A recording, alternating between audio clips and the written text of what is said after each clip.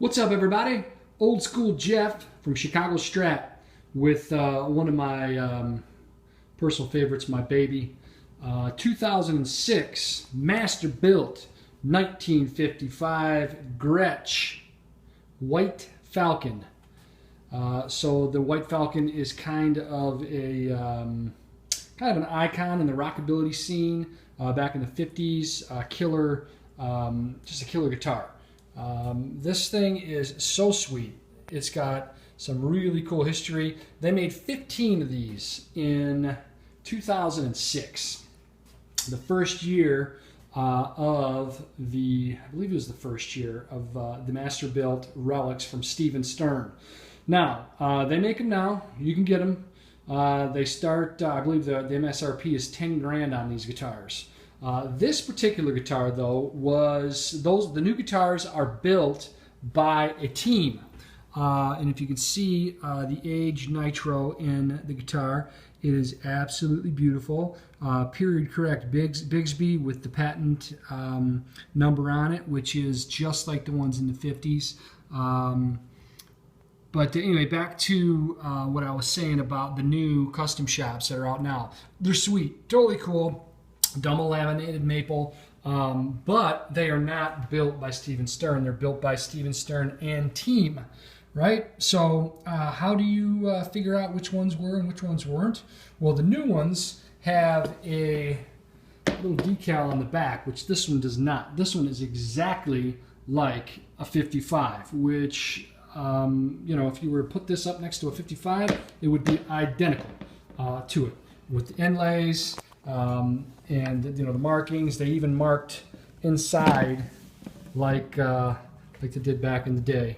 But they made 15 of these in 2006, and according to Fender, who now is the holding company for Gretsch, they were all mostly either special ordered, already spoken for, or artist made for artists. This is 100% made by Stephen Stern to exact 55 specifics, which are very, very cool. We got the ruby stone in the tone knobs. You got the original Bigsby.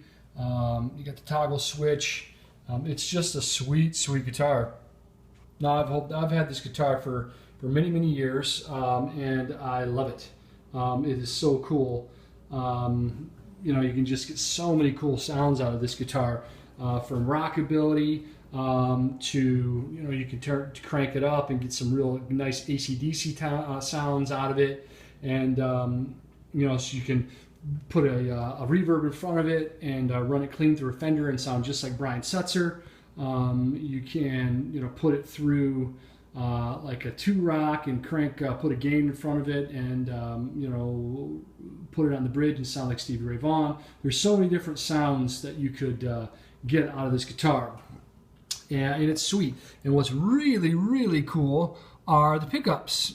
They switched in '57 to the humbucker version. These are the Duo Sonics, which were faithfully recreated by Seymour Duncan, custom shop Dynasonic pickups. I mean, these pickups alone will set you back about at least $300, maybe $400.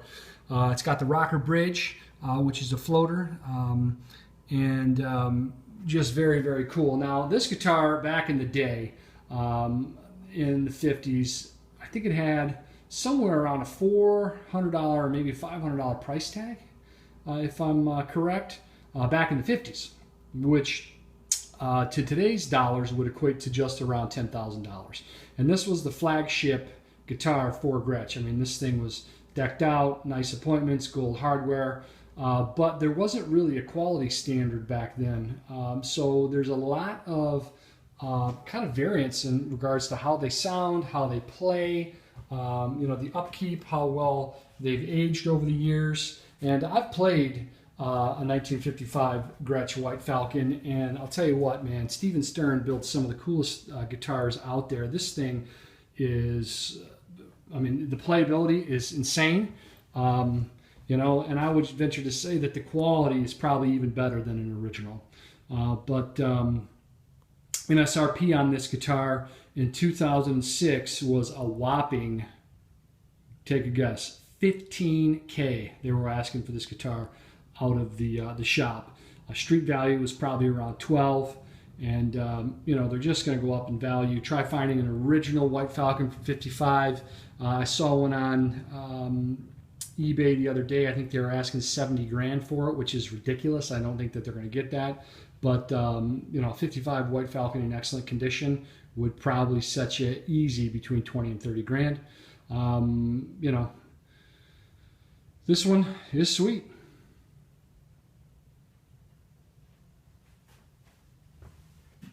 Oh, not to mention the case is extremely heavy. I think it's lined with some kind of steel.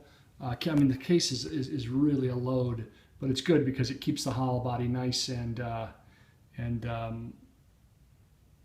intact. The Relic job is sweet. These were aged, which you know, you can see the nitro check, which is really cool. You know, the age on the guitar's got such a beautiful patina on it. It's really, really a work of art. I was talking to the Fender guys, and he was telling me this guitar, there's an astronomical amount of man hours that go into this guitar. Now they use this all by hand, and Steven Stern, or they make this guitar 100% by hand with the tools that they used back in the day, which it's triple laminated maple triple tri-top. So they lay one maple slab down like this, one like this, and then they put another one on it, and they steam it and they mold the top, which is cool. And you know, so to build these guitars like they did back then with the appointments that, you know, they have now as what they were using back then. I mean, Steven Stern's workshop is kind of like, I was talking to the guys over at Fender, he's kind of like, you know, like an elf. He uses all the old wood tools. He doesn't use any modern machinery, and this guitar is 100% shaped by hand, which, you know, for a hollow body is you know, quite the feat, you know.